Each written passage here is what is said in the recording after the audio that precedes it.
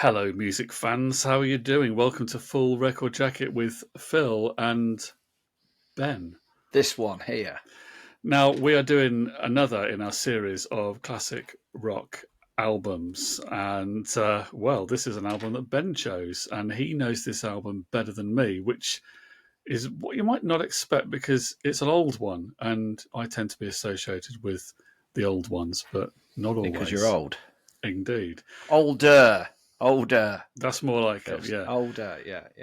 So this is Transformer from that iconic New York former Velvet Underground, went on to a very highly acclaimed solo career. You know the man we're talking about. It's Lou Reed. That's the man. The man with the walnut face. Now, I was reading something about Lou Reed on a comment on a YouTube video, I think it was. Yeah. I mean, obviously, we don't know when people write stuff on YouTube. We don't know whether it's true or not. But this had the ring of truth about it. And it was a guy who said that he once met Lou Reed in a cafe or diner or something in New York. And Lou Reed was with his, I can't remember whether he married her or was it just his partner, but Laurie Anderson was the woman that Lou Reed was with for quite a long time. I think she was still his partner when he died. And apparently... About 10 years ago, wasn't it? Indeed, 2013. So apparently Laurie Anderson was very nice, but Lou Reed was quite grumpy. And but the person who put the post said they kind of liked the fact that Lou Reed was grumpy because it showed that he wasn't someone who was false or would be false to people. To look at Lou Reed, he doesn't look like he's a bag of frogs, is he? Not on many of the pictures of him, no, if you look at that. So I'm sure him and the comedian Rich Hall were separated at birth. I'm going to see Rich Hall on Friday. You know, my knowledge of stand-up comedians is not great. Yeah, so I'm now struggling to think of who Rich Hall is. Yeah, I'm trying to think. Looks like Mo Sizlak from The Simpsons. The American guy. Oh, him. And yes, I know. Yeah, I've seen him on panel shows and things. Yeah. So he's him. Yeah, I know what you mean. He is a bit Lou Reed-ish, isn't he? Yeah. But that doesn't solve the riddle of what we think of Transformer. So no. This is the album that came out in, I think, am I right to think Transformer was 1973 or was it 1972? 72. It came out same year you were born. That's no, it didn't. It came out. You were born in 72, weren't you? I was, yeah. So, and this came out in November 72, so it's in the same month. That's the same month I came out, so there we go. You came out the same time as Lou Reed. We were both released into the world. So now this album, well, first of all, I have to make a confession that until a couple of weeks ago, I had never properly listened to this album.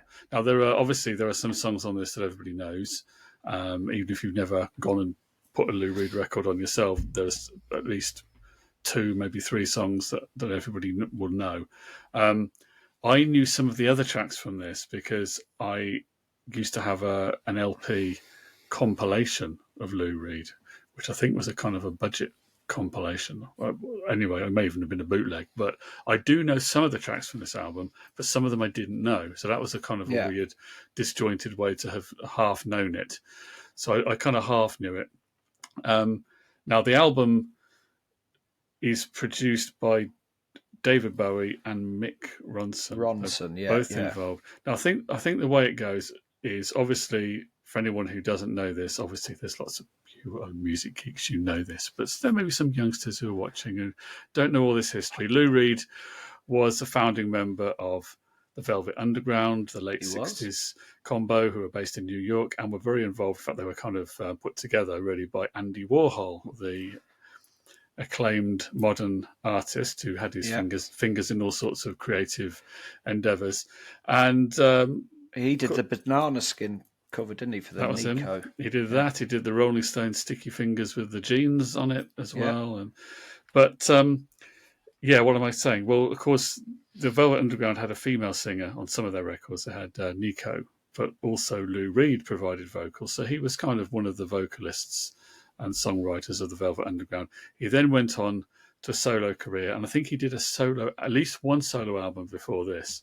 He did, wasn't a big commercial success. No. So David Bowie at that time was the hot international I think it was it Ziggy artist. Stardust era? It was It around was that that sort of era. I time, think it was wasn't it? pretty much that time. David Bowie was Yeah. the hottest thing in rock and roll was David Bowie, and he had that Midas touch. Anything he got involved with tended to be successful, and he obviously helped to enhance the career of the British band Mott the Hoople, giving them his song "All the Young Dudes," which became a major hit for Yeah, them. great song. And he also didn't write songs for Lou Reed because Lou Reed didn't need that kind of help, but it was the production and a bit of Backing bit of, vocals. bit of magic behind the desk Yeah. that David Bowie helped with. So that's the album, and it is still, I think, fair to say, the definitive Lou Reed solo album in the sense that it's the best. I would say so. The best known, and the one that's sort of a good starting point to. Yeah. Berlin. I think it's Berlin. I think from around this time as well. That's a good album as well. Fully recommend that one. Anybody wants to, delve deeper into the Reed.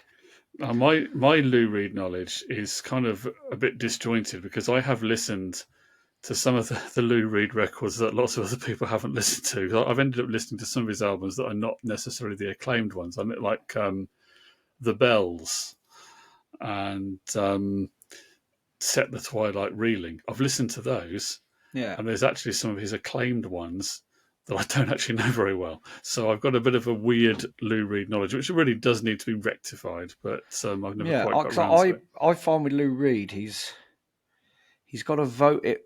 Not that they're the same. I don't know why I do that. They're not the same. Patting them on the head. In a little bit, it reminds me a little bit of Neil Young in the fact that, and Bob Dylan in the fact that he's not a natural vocalist, if you know what I mean. He's got quite a lazy style, but there's something about it that hugs you like a little warm blanket. Yeah, well, of course, Dylan and Young are not singers in the conventional sense, but of course they're like so many rock singers. They sing with character, and that's what makes them great. And I think that's what Lou Reed has, especially on this album. I first listened to this album about 20 years ago, and it's one of those albums when I listen to it, I go, "Oh God, that is probably one of the best albums I've ever listened to." And then I won't listen to it for ages, and then I'll put it on again. I'm like, why aren't I listening to it every day? Well, I think, as you talk about the vocals, Lou Reed, he sort of he does sort of sing, but he also does a little bit of singy. What do you call it? Talk singing quite a lot. A bit like Chris Christopherson. He's a big pariah of that, isn't he? The old singy talky. There's quite a bit of that, and I think there's also. I mean, he's not exactly like him either, but Leonard Cohen is in a similar kind of ballpark to him. Yeah. But Lou Reed, perhaps more than any other songwriter I can think of, his music is really so anchored in New York. It certainly sounds. You could tell without even asking him where he was from.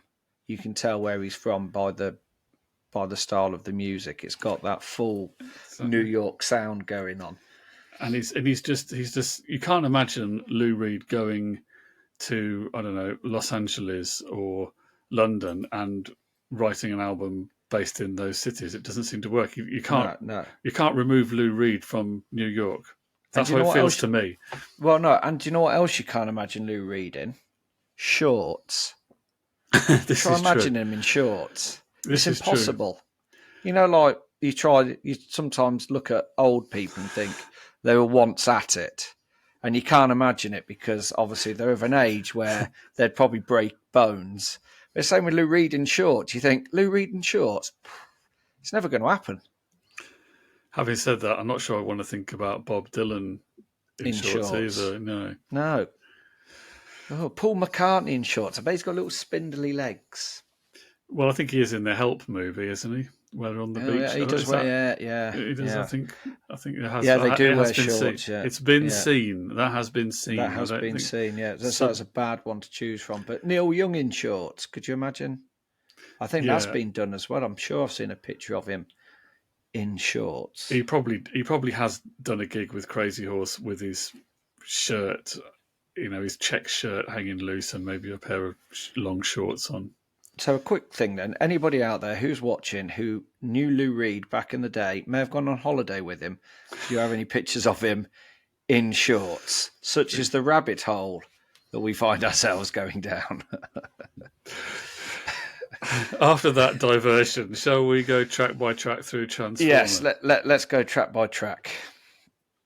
Let's go track. And the first one's obviously Vicious, very Andy Warhol inspired as well, that song. Yeah, apparently Andy Warhol said to him, "Why don't you write a song called Vicious?" Vicious. And and he said, "You hit me with a flower." Yeah, and so I didn't put that in the lyric, of course. So Vicious. It is good. It's one of these. So it's one of these songs that gets better the more you hear it. I think. Yeah, It's one of those, and it's just that. Yeah, I mean, I don't know what else I can say about it. Really, it's just very Lou Reed, very New York. You can see where the Strokes get their sound from. That sort of produced unproduction, where it sounds like it's just some lads kicking a tin can in an alley. That's you know what I mean? When it's sort of it's produced, but it sounds unproduced. It sounds a bit raw. Raw, that's the word I'm looking. I could have just said raw, couldn't I? Instead of trying to sound intelligent. Yeah, the Strokes definitely got quite a bit from Lou Reed, I think, for sure. Inevitably. So that's Vicious. Then we go into a song which is, well, if anything, even weirder lyrically, and that's Andy's Chest.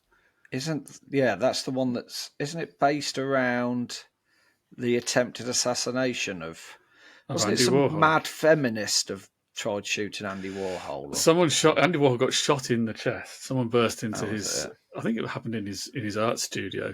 And I think he obviously survived, but it's sort of partly based around that. And I don't understand what the lyrics are about. There's a weird thing about a girl and a nose going down to her toes and all sorts of stuff. Yeah, and think about a bat and come swooping after you, and So I don't know what to make of all that really, but it is pretty. When rattleskins lose their skins and their hearts, and all the missionaries lose their barks. You see, you know this album a lot better than me because I only know bits. I only know and to be fair, I have listened to it in the last couple of days. So, and one thing I pay more attention to the lyrics when I was listening to it recently. And Lou Reed's lyrics are brilliant. They mean nothing but mean everything in the same breath. And I suppose that's kind of the whole basis of a lot of lyrics like that. I suppose that's what makes them great, is they don't mean anything, but they mean everything to somebody. Yeah, there's quite a stream of consciousness in some of this stuff, particularly on here. The Andy's Chest is an example of that. Now, the next song, some people immediately came to the conclusion that this song was about drugs. And do you know what happens when people think a song is about drugs? It turns out quite often it's not. It's not, and it's actually the ones that people don't realise are. We're talking about Perfect Day. Yeah, because I think even Lou Reed said, I wrote the song. I know what it's about. It's about just spending a day with somebody that you love, basically. I think that's what he said. Drinking sangria in the park and doing all that. Yeah. Because I think he was going through his alleged heroin state. I can't say that word. Heroin. Yeah. Heroin. So it is about spending the day with a person, not spending your day out of your head on heroin. Yeah. But obviously, Perfect Day is. I think that obviously is the best known song on this album, surely because of the 1997 BBC charity song. Now I looked that up, and I remembered it, and I was quite shocked that it was 1997. I didn't realise it was that long ago. I was amazed by that. No, I don't know whether any of us. Sorry, I don't know whether any of our international viewers, in other words, outside of Britain, know this version. As I don't know whether was it a hit outside of our country? I can't remember. Bono, Elton John. It had. I tell you, it had probably the most impressive lineup of one of these multi-artist collaborations. Now it was done.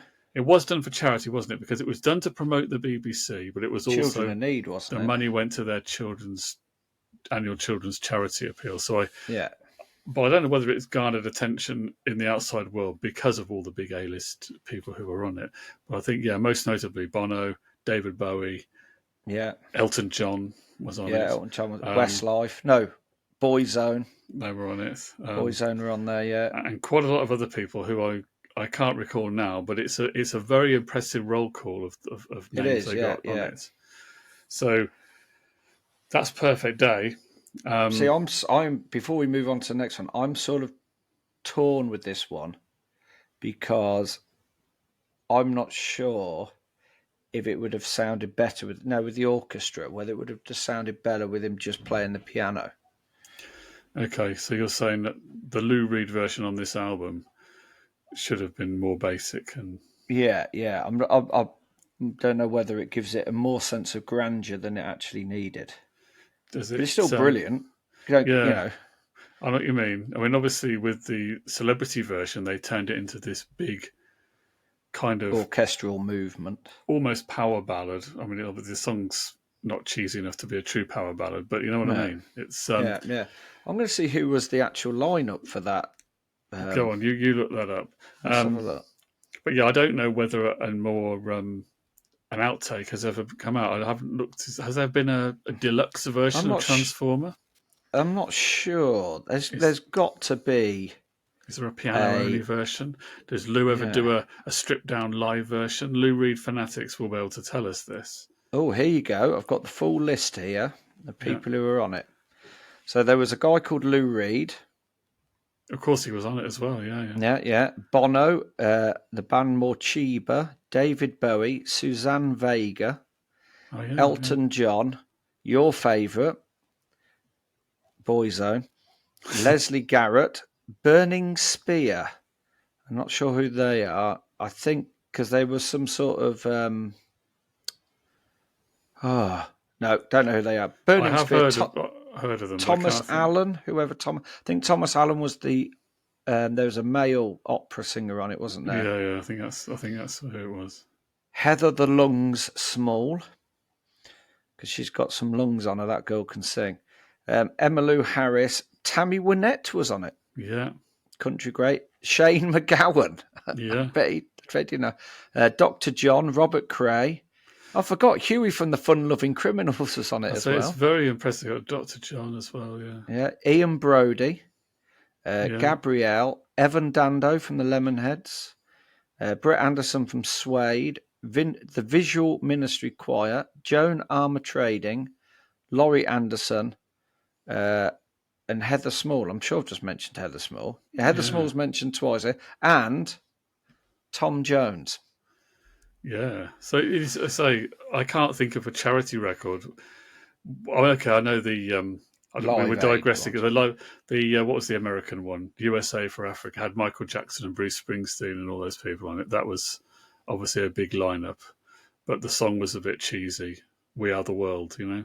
Oh God, That I was hated that song. that was probably in terms of the lineup of talent that was on it. It was perhaps the most, you could argue, the most impressive. But this has a much better song. I'll tell you what we should do. We should put a link to the BBC video down there somewhere. We'll put it down there. So if you don't know this version, you may enjoy it. Do you know what? Actually, Lou Reed did re-record "Perfect Day" in 2003 on his Raven album. I've not listened to it, but I'm just because it was an album of poetry and spoken word. So I'm wondering if that might be a more stripped down version. It might be a spoken version as well, but who knows? Yeah, yeah. Not like I should really sit here saying, "Oh, do you know what? Perfect Day, one of the greatest songs ever written." Maybe didn't need the orchestra. Yeah. Who am I? You obviously know better than David Bowie and Mick Ronson. Well, it's been said. I taught the greats. So what's next on this LP? Is it Hanging Around? I don't know the other one that's listened to it multiple times. I'm sure it's Hanging Around. I think it is. I think it is. I'm going to have to which is check. Another rocker. Yeah, I think it is Hanging Around. That's the fourth track. Yeah, I'm sure. Yes, it is Hanging Around. Yeah, yeah. It's a bit biographical, I think. Yeah. It's about two people and their love life, I think. But it's a bit of a rocker. I do like Hanging Around. It's good. Brings the tempo back up. Yeah, and I like the sort of clankiness of it. So, yeah, yeah. Like when we first discussed doing this, I said to you, you won't find a bad song on this album. Yeah, there aren't any. It is good, There aren't any, are there? and Yeah. those deep cuts that I didn't know so well, they've grown on me with 2 or 3 listens. So it makes me, yeah, I'd happily put it on headphones and listen to it tonight. Maybe we could have a listen along. Even though I have been listening to the new Matchbox 20 album, but we'll talk about that on another show. Another show. Okay, so that's hanging around. Yeah, another great song. Like I said, it keeps the tempo up, readying for the second half. I think there's another song on the A side, though, isn't there? We've only done 4. Surely there's more than. There is. Walk on the Wild Side is the 5th track. Dum, Yeah. Go on, do it. The rest of it. dum. No, I'm out of key now doing it. Dum. Dum dum dum dum. Benny Dum, came dum. from Miami, FLA. Yeah, that's the one. Yeah. Thought he was Noel Gallagher for a day. Yeah. Well, I've got the eyebrows. We could rewrite that one. Yeah. That's another mystery. What's happened to Noel Gallagher's eyebrows? Where have they gone? Has he cut them down a little bit? They've been very, very manicured, pedicured, whatever it is. Yeah. Holly came from Miami, FLA. Hitchhiked away across the USA. Yeah. So this is the one that was played on the radio in America, and I think the next line after that is actually plucked her eyebrows on the way. yeah, because there are lyrics in here that a lot of people didn't understand at the time. The sort of people who would have banned or wanted to try and ban the record if they'd understood what it was about, but because they didn't actually get the reference, No. it didn't get banned. I think it's about sexual direction with people around Reed and Reed himself. It's all based on the people he hung around with in the New York clubs and the art. And I think it's got scene. Thunder Thighs. Is it Thunder Thighs? That's the group. Yeah, they're British backing one, vocals. The backing group. Yeah. Yeah, so they do the backing vocals, and it's got a. Now you know how I feel about sax solos, but this does have a sax solo on it. Yeah. By Ronnie Ross. Ronnie Ross sounds about right. And actually quite like it. So I normally get a bit weirded out by sax solos. I don't know why, because it's such a complicated instrument. It's I should probably love it a little bit more. I think Kenny G. Is it Kenny G? Yes. Yeah, he put me off sax. I think it's more his hair than anything. He took it to the middle of the road, but it has to be good. Yeah, it has to be a bit bluesy. It has to have that jazzy bluesy feel without being. It's very difficult to have some records with sax solo. It's a bit. It just is cheesy, isn't it? Is it Baker Street, the one with the really yeah, which is quite a good bit. But you know me, Phil. I love good sax. Okay, so. Yeah, well, perhaps we should do actually. We could do a thing on records with sax solos and which ones are good. Could do, yeah. Good sax solos, and we can do. Yeah, ones sax solos that don't make Ben vomit. Fair enough. Yeah, well, we'll have a think about that. Yeah, just don't get Phil Collins playing a sax, because. So let's Walk on the Wild Side. Yeah. Is that the end of side 1? So that is the end of side 1. Yeah. Then it goes into Makeup. Oh yeah, which is I don't know it that well. It's quite a slow little sort of. Yeah. Oh yeah. I know. It's got the Oompa Loompa. Is it Oompa Loompa band? Yeah. The Oompa sort of thing in the background. It's a nice little slow number, and it's got when you got the Oompa band coming in, gives it a nice little sort of like that.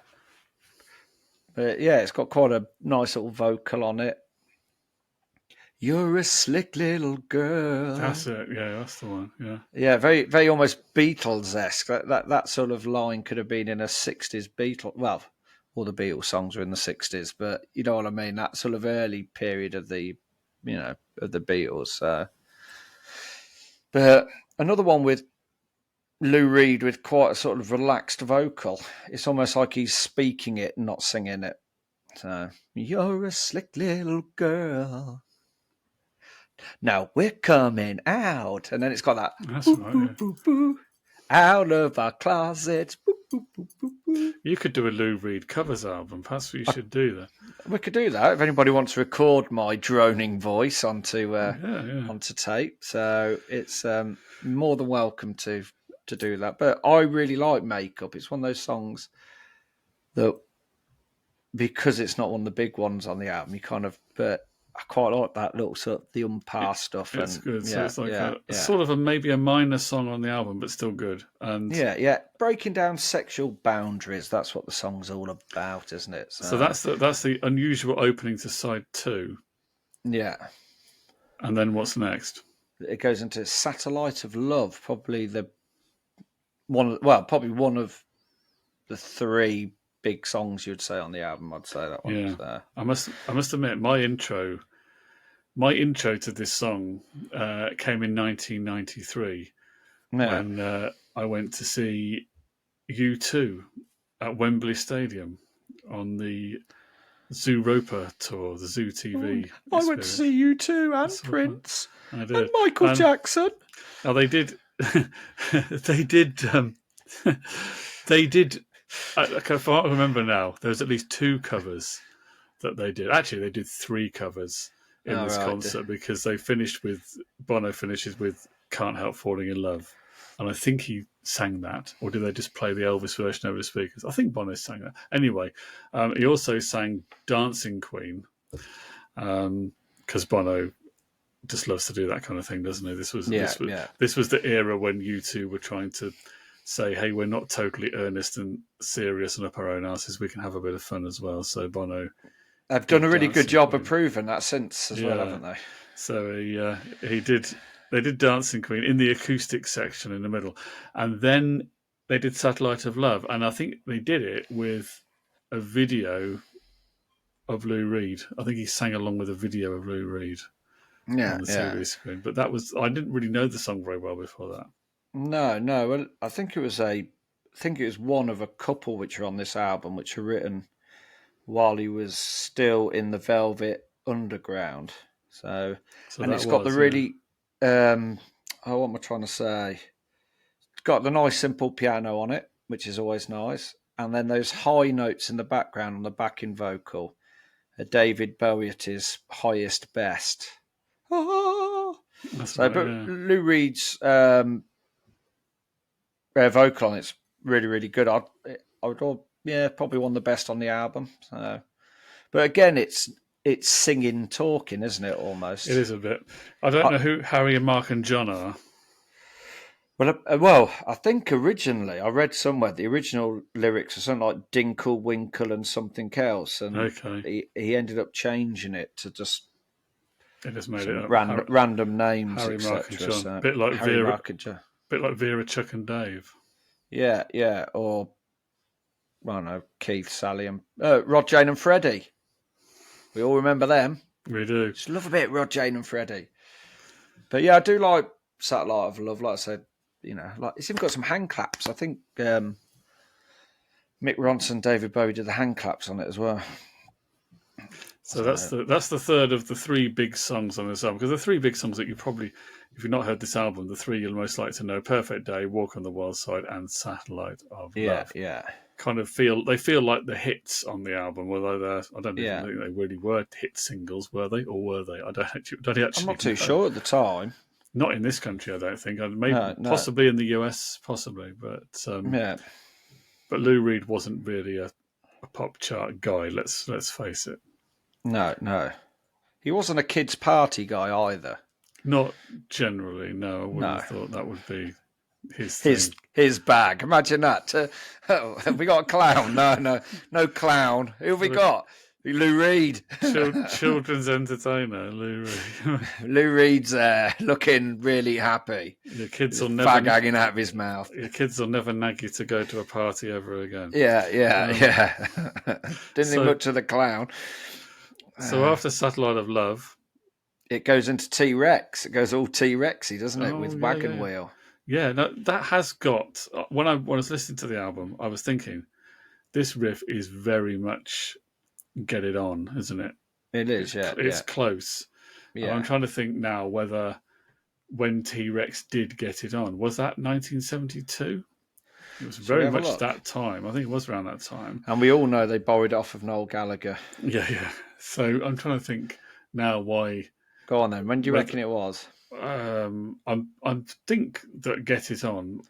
Unless I'm getting this totally confused. I think that's on the T-Rex album Electric Warrior. Am I right to think that? Yeah, I believe it is. And And it came out in 1971. it's 71. It came out in 71 and it was on Electric Warrior. It's released 2nd of July 71. Okay, so it is entirely possible that Mick Ronson was doing a little bit of a steel stroke tribute and Yeah, appropriated the riff. yeah, yeah. And let's face it, it's not the first time that song's been It's not borrowed from, is it? It's not the only. It's not the only time. So No. so there's that. And am I right to think that that's nearly the end of the album? Yeah, I think you got 2 tracks. No, 3 tracks left, I think. Oh, okay. I'm forgetting now. New York telephone conversation. Oh, yeah. I know that one. It's only a Yeah. short one. A little vignette. Minute and a Yes, it's half like a little long. ditty, isn't it? Yeah, very Lou Reed. It could almost be a nursery rhyme, which he could have done at those kids' He parties. could have done the New York telephone conversation is what he would have. Station rattling in my head. Yeah, that's. So it's quite a fun little, like I say, it's a fun sort of minute and a half of it. If a band would put a song like that on their album now, you'd all be going, "Oh God, absolutely nuts!" People would lose their heads. Pitchfork would be melting. Yeah. But no, it's a good little sort of interlude, isn't it, between that and I think I'm So Free, which is probably the most upbeat track on the album, I would say. Yeah, probably. Quite a happy, very happy. Not saying that none of these are happy, but it's probably the most upbeat, up-tempo, happy song on the album. A bit more Mick Ronson guitar, which is always good. Yeah. So that's about all I can really say about that. Another one where the lyrics are good. So it's I think I would say this is probably the one track on the album I would say is the filler track. It's still good, but it's the one track where it's not up to the rest of them. That's my own personal opinion. That's a fair point. I say I don't know the album intimately well enough to really have a totally strong opinion about where the weak point would be. But then the next track is the closer. Good Night Ladies. Which I don't really know what that's all about. Anyone got any idea? It's quite campy, is the best way to describe it, yeah. It's almost got that sort of striptease, that dum. It has got a bit of cabaret. There's a sort of a cabaret. Yeah. It's got that sort of feel to it. So New York drag artist cabaret kind of thing. I don't know, but yeah. You could imagine what were they called? The girls with the skirts and the kicking legs. Those sort of their knees are getting higher and higher as the beat goes on. So, but yeah, it's campy, slightly melancholy. Which is what this album's all about, isn't it? I think. Yeah, and it's a kind of appropriate closer to an album that only lasts. I think it's only about 35 minutes long, isn't it? I think it's about 35. And you know what? It's one of those albums as well. I know we've done shows before where we've changed the order of the albums and stuff like that, and you can find them on our Spotify. I wouldn't change the order of this album at all. No, I can't think. No, there's nothing about it where I would say, "Oh, they definitely chose the wrong order there," or it's been fiddled with by a record company. Obviously, we're having David Bowie involved producing it, whatever. You're not going to have a record company then change things around. As sometimes did happen. And But I think the sound on it is unmistakably Bowie. It's a very Siggy. Stardust. It's that era. Well, it's Bowie and Mick Ronson, so it's inevitably that era. And one thing I didn't realise is one of the bass players on the album, he did the artwork for Revolver. Because it Klaus Vorman or something. Oh, right. Is he on the album as well? Yeah. I think he plays on Perfect Day, Goodnight Ladies, and Satellite of Love.